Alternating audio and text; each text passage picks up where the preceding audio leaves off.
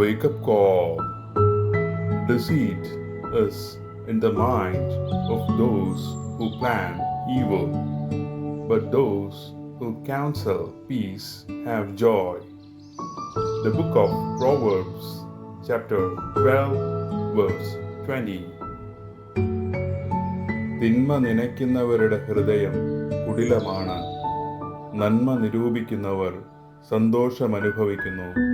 സുഭാഷിതങ്ങളുടെ പുസ്തകം അധ്യായം 12 വാക്യം 20.